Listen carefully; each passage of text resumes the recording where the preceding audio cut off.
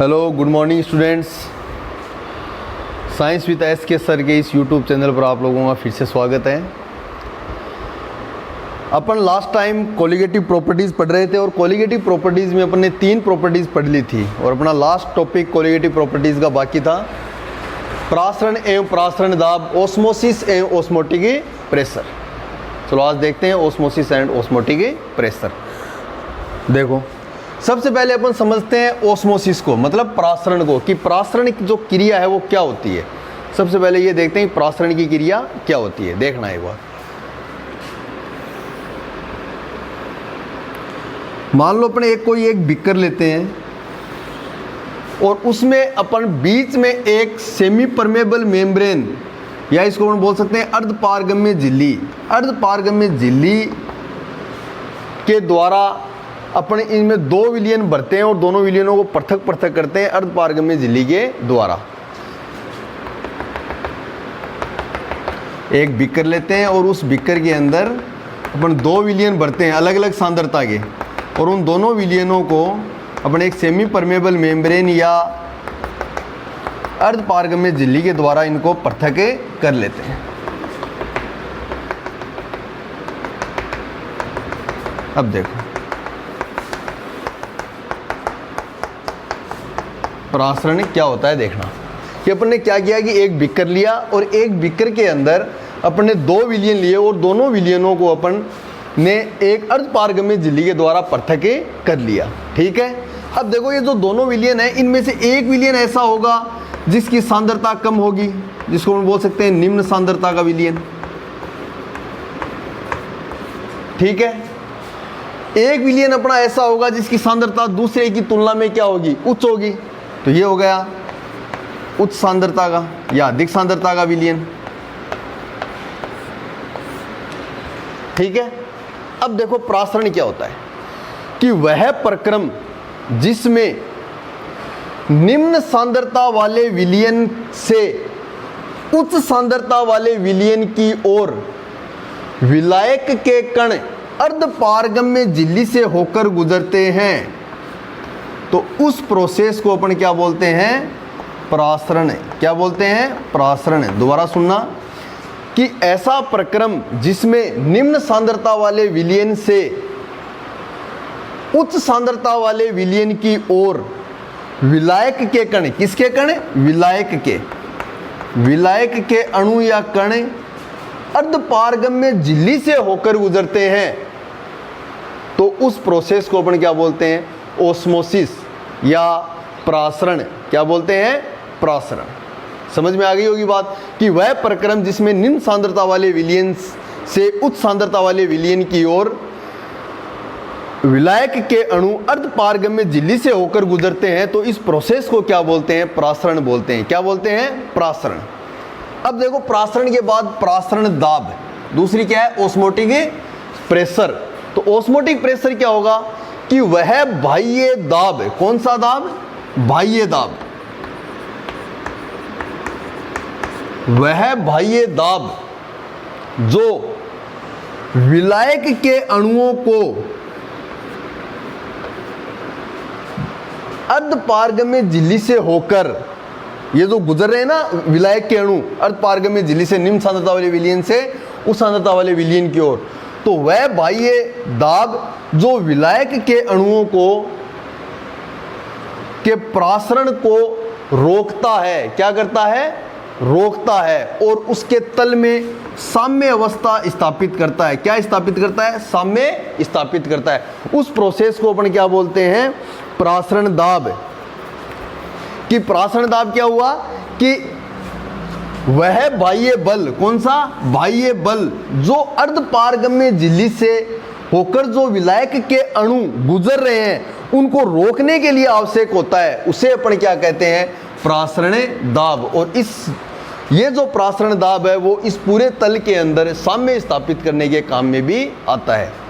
समझ में आई बात, इसको बोलते हैं ओस्मोटिक प्रेशर। तो इसका मतलब जो प्रासरण दाब है, क्या, जो प्रासरण दाब है या जो ओस्मोटिक प्रेशर है वो हमेशा प्रासरण या ओस्मोसिस क्रिया के विपरीत दिशा में लगेगा। क्या, अरे विपरीत दिशा में लगेगा तभी तो विलायक के कणुओं के प्रवाह को रोकेगा। अरे तभी तो विलायक के अणुओं के प्रवाह को रोकेगा ना, क्योंकि प्रासरण में क्या होता है कि विलायक के अणु है वो निम्न सांद्रता वाले विलयन से उस सांद्रता वाले विलयन की ओर अर्धपारगम्य झिल्ली से होकर गुजरते हैं, उसको अपन क्या बोलते हैं, प्रासरण। ये विलायक के अणु गुजर रहे हैं, इनको रोकने के लिए अगर अपन कोई बाह्य बल लगाएंगे तो इसके अपोजिट ही तो लगाएंगे ना, तभी तो ये रुकेंगे। तो उस बाह्य बल को अपन क्या बोलते हैं, प्रासरण दाब। वह बाह्य दाब जो अर्धपारगम्य झिल्ली से होकर गुजरने वाले विलायक के अणुओं के प्रवाह को रोकने के लिए काम में लिया जाता है तथा तल में साम्य स्थापित करने के काम में आता है, उसको अपन बोलते हैं प्रासरण दाब या ऑस्मोटिक प्रेशर। समझ में आई बात? आगे देखो, तो ये था प्रासरण और प्रासरण दाब। आगे देखो,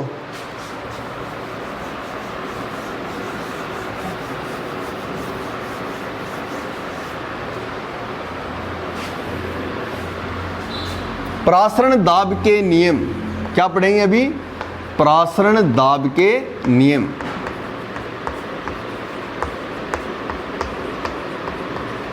प्रासरण दाब के नियम, प्रासरण दाब के नियम में क्या है कि एक वैज्ञानिक था वॉन थोप, क्या नाम था, वॉन थोप नामक वैज्ञानिक था।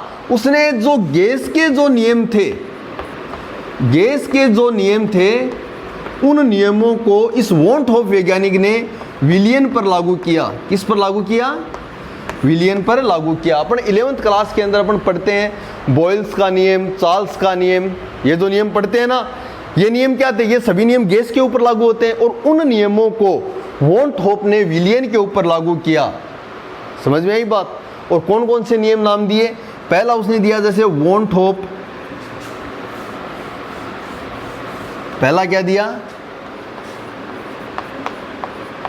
वॉन थोप बॉयल का नियम, वॉन थोप बॉयल का नियम। और इस नियम के अनुसार क्या होता है, अपन एक बात बीच में ध्यान रखना, प्रासरण दाब को अपन पाई से लिखते हैं। किससे लिखते हैं, पाई से, ठीक है। तो वॉन थोप बॉयल का नियम, वॉन थोप बॉयल के नियम में वॉन थोप ने बताया कि विलियन का जो प्रासरण दाब है पाई, निश्चित सांद्रता पर, पूरा देख लो, निश्चित सांद्रता पर विलियन का प्रासरण दाब, क्या, विलियन का प्रासरण दाब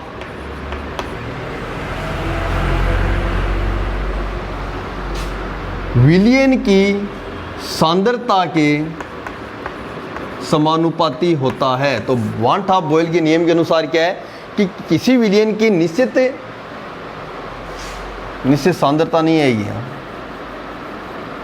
निश्चित ताप पर, किस पर, निश्चित ताप पर, कि बॉयल, वॉन थोप बॉयल के नियम के अनुसार निश्चित ताप पर किसी विलियन का प्रासरण दाब है वो उसकी सांद्रता के क्या होता है, समानुपाती होता है। तो उसको अपन क्या लिख सकते हैं, प्रासरण दाब को पाई से लिखते हैं ना, पाई। सांद्रता को किससे लिखते हैं, सी से लिखते हैं, तो पाई समानुपाती क्या हो गया, सी। और हम जानते हैं कि C बराबर क्या होता है, 1/V। सांद्रता हमेशा क्या होती है, वॉल्यूम का व्युत्क्रम होता है, सांद्रता या आयतन का व्युत्क्रम होता है। तो अपनी C की जगह मैं 1/V लिख सकता हूँ ना, तो क्या हो जाएगा, पाई समानुपाती 1/V। ये नियम समझ में आया पहला, कि बॉयल ने वॉन थोप बॉयल के नियम के अनुसार किसी निश्चित ताप पर किसी विलियन का जो प्रासरण दाब है वो उसकी सांद्रता ये क्या होता है, समानुपाती होता है। इसका मतलब पाई समानुपाती C, और C अपन जानते हैं क्या होता है, 1/V। तो पाई समानुपाती क्या हो गया, 1/V। तो बॉयल के नियम के अनुसार क्या हो गया कि वॉन थोप बॉयल के नियम के अनुसार क्या हो गया कि पाई समानुपाती क्या होता है, C। और चूंकि अपन जानते हैं कि C बराबर क्या होता है, 1/V, यही होता है ना, तो पाई क्या हो गया, समानुपाती 1/V। दूसरा देखो नियम, वॉन थोप दाब ताप का नियम, वॉन थोप दाब ताप का नियम। वॉन थोप दाब ताप के नियम के अनुसार क्या है कि किसी निश्चित सांद्रता पर, निश्चित सांद्रता पर किसी विलियन का जो प्रासरण दाब, किसी विलियन का प्रासरण दाब उसके ताप के समानुपाती होता है। क्या होता है, ताप के समानुपाती होता है। तो वॉन्ट ऑफ दाब ताप के नियम के अनुसार कि किसी भी विलयन की निश्चित सांद्रता या तनुता पर उस विलयन का प्रासरण दाब है वो उसके ताप के क्या होता है, समानुपाती होता है। ठीक है, अब देखो दोनों नियमों से क्या निकल के आता है, देखो उपरोक्त दोनों नियमों से, उपरोक्त दोनों नियमों से, तो उपरोक्त दोनों नियमों से क्या निकल के आएगा, देखो कि एक जगह क्या है पाई व्युत्क्रमानुपाती है v के, और एक जगह क्या है पाई समानुपाती है t के। तो अपन दोनों नियमों से ये लिख सकते हैं ना कि पाई समानुपाती t अपॉन v, कमांड करके लिख सकता हूँ, आराम से लिख सकता हूँ ना। कैसे, देखो कि एक जगह देखो इसमें देखो पाई क्या समानुपाती t है ना, तो इस नियम के अनुसार होगा ना पाई समानुपाती t। दूसरा क्या पाई व्युत्क्रमानुपाती v है ना, तो पाई व्युत्क्रमानुपाती v है ना, तो दोनों नियम आ गए ना इसको, इसलिए अपन ने क्या किया दोनों नियमों को यहाँ कमांड करके लिखा है। ठीक है, आगे देखो पाई समानुपाती t अपन v हो गया ना। अब ये समानुपाती का मैं चिन्ह हटाऊंगा तो एक समानुपाती स्थिरांक आता है ना, जिसको अपन बोलेंगे यहाँ s लिखेंगे, पाई एस टी अपॉन v, पाई बराबर S T upon v। s यहाँ एक समानुपाती स्थिरांक है जिसको अपन बोलते हैं विलियन स्थिरांक। क्या बोलते हैं, विलियन स्थिरांक। पाई क्या है, s क्या है, एक समानुपाती स्थिरांक है जिसको अपन क्या बोलते हैं, विलियन स्थिरांक। अब देखो अगर ये v यहाँ इधर क्या है डिवाइडेशन में है ना या बट्टा में है ना, तो दूसरी साइड जाएगा तो क्या आएगा, मल्टीप्लिकेशन में आएगा या गुणा में आएगा। तो क्या होगा, P v is equal to S T. S T मतलब ये है केवल एक मोल के लिए, किसके लिए, एक मोल के लिए। और अगर n मोल हो, क्या हो, n मोल, तो क्या हो जाएगा, P v is equal to N S T. ये तो अगर एक मोल हो तब तो अपना एस टी डायरेक्ट लिख देंगे, और अगर n मोल है तो क्या हो जाएंगे, P v is equal to N S T. s का मान, s जो विलियन स्थिरांक है, चूंकि s बराबर r, मतलब कि जो विलियन स्थिरांक s है उसका मान हमेशा गेस कांस्टेंट r के बराबर ही होता है, इसलिए अपन s बराबर r, s की जगह क्या लिख सकते हैं, r भी लिख सकते हैं। तो क्या हो जाएगा, P v is equal to N R T. यह समीकरण आ जाएगी निकल गई, जिसमें यहाँ पाई क्या है, प्रासरण दाब, पाई क्या है, प्रासरण दाब, v क्या है, आयतन या वॉल्यूम, n क्या है, मोलों की संख्या या नंबर ऑफ मोल्स, r क्या है, गैस कांस्टेंट, गैस स्थिरांक या गैस कांस्टेंट, जिसका मान हमेशा s या विलियन के स्थिरांक के बराबर ही होता है, और t क्या है अपना ताप या टेम्परेचर। ये कहानी समझ में आई बात यहाँ तक। तो ये समीकरण आ गई अपने पास, P v is equal to N R T. ये समीकरण अपनी किससे आई, प्रासरण दाब के नियमों से। प्रासरण दाब के नियम में क्या था कि वॉन होप नाम का एक वैज्ञानिक था, उसने जो गैस के ऊपर जो नियम लागू होते थे उन नियमों को वॉन होप ने क्या किया, विलियन के ऊपर लागू किया, और विलियन पे लागू करके दो नियम बताए उसने। एक तो वॉन होप बॉयल का नियम, जिससे क्या था पाई समानुपाती सी या पाई व्युत्क्रमानुपाती v। दूसरा था वॉन होप दाब ताप का नियम, इसने क्या बताया कि किसी निश्चित सांद्रता पर जो विलियन का प्रासरण दाब है वो उसके ताप के समानुपाती होता है। फिर क्या करना है, दोनों नियमों को कमांड कर देना है। दोनों नियमों को कमांड करेंगे तो क्या हो जाएगा, पाई समानुपाती टी अपॉन v, और अगर समानुपाती का चिन्ह हटाएंगे तो क्या आ जाएगा, s आ जाएगा। s एक समानुपाती स्थिरांक है जिसको अपन क्या बोल रहे हैं, विलियन स्थिरांक। तो आगे इसको सोल्व कर लो, v इधर चला जाएगा तो P v is equal to S T हो जाएगा। अगर एक मोल की बात है तब तो एस टी, और अगर n मोल की बात है तो एन एस टी। s क्या है, s का मान हमेशा r के बराबर ही होता है, इसलिए अपन s की जगह क्या लिख सकते हैं, r भी लिख सकते हैं। तो क्या हो जाएगा, P v is equal to N R T. आगे देखो,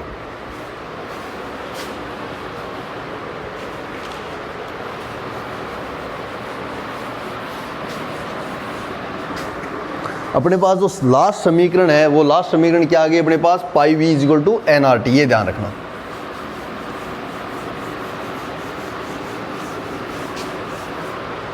अपने पास लास्ट समीकरण क्या आ गई, P v is equal to N R T. अब अपना टॉपिक क्या आगे कि प्रासरण दाब एवं विलेय का अणुभार, विलेय का विलेय के अणुभार के मध्य संबंध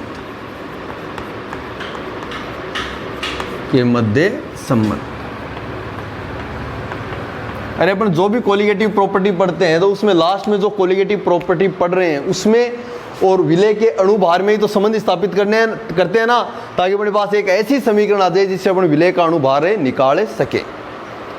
ये तो करते हैं ना। तो देखो अपने पास लास्ट समीकरण क्या आई थी, P V is equal to N R T, यही आई थी ना। अगर मैं इस v को इधर बराबर में ये गुणा में और इस बराबर के दूसरी साइड लेके जाऊंगा तो ये v इधर गुणा में तो इधर भाग में जाएगा ना। तो P is equal to N बट्टा वी आर टी। एन क्या होता है, एन क्या है, एन विलेय के मोल है क्या, एन विलेय के मोल है।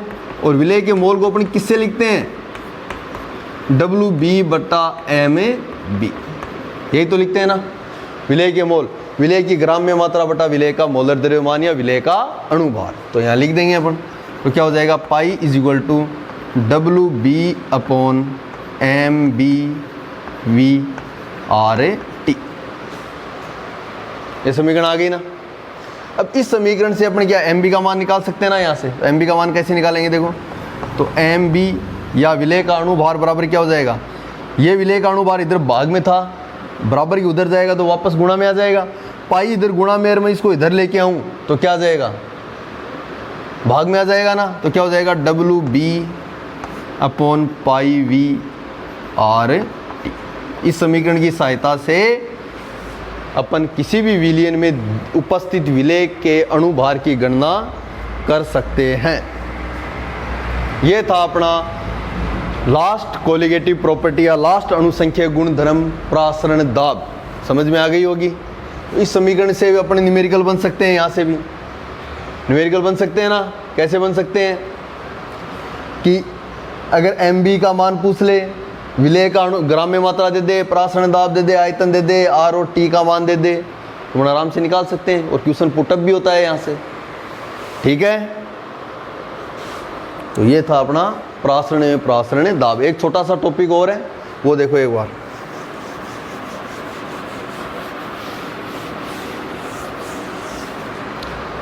अपन विलयन पढ़ते हैं, कौन कौन से, एक तो पढ़ते हैं अपन, टर्म आती है संप्रासरी विलयन,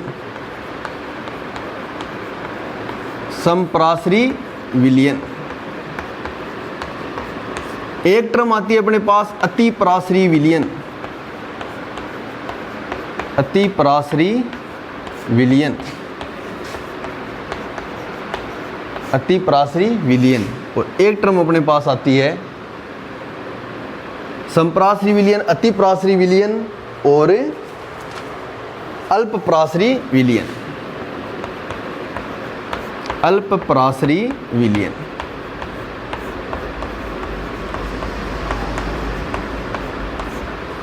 एक तो होता है संप्रासरी विलयन, दूसरा अतिप्रासरी विलयन और तीसरा अल्पप्रासरी विलयन।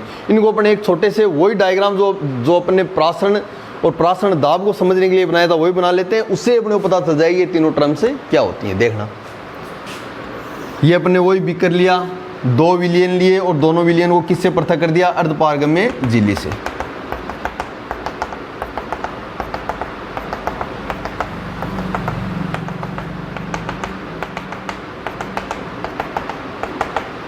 अब देखो, अब एक बीकर है जिसमें दो विलयन भरे हुए हैं और दोनों विलयनों को अपन किससे करते हैं, अर्धपारगम्य झिल्ली से क्या कर देते हैं, पृथक कर देते हैं। तो सबसे पहले देखो संप्रासरी विलयन, अगर इन दोनों विलयन की सांद्रता क्या हो, समान हो, क्या हो, सांद्रता क्या हो, समान हो, और इन दोनों विलयन का प्रासरण दाब भी क्या हो, समान हो, तो इसको अपन बोलते हैं समप्रासरी विलयन। क्या बोलते हैं, समप्रासरी विलयन। अगर दोनों का प्रासरण दाब क्या है, समान है, तो वो दोनों विलयन एक दूसरे के क्या कहलाएंगे, समप्रासरी विलयन। उसके अलावा आगे देखो अतिप्रासरी विलयन।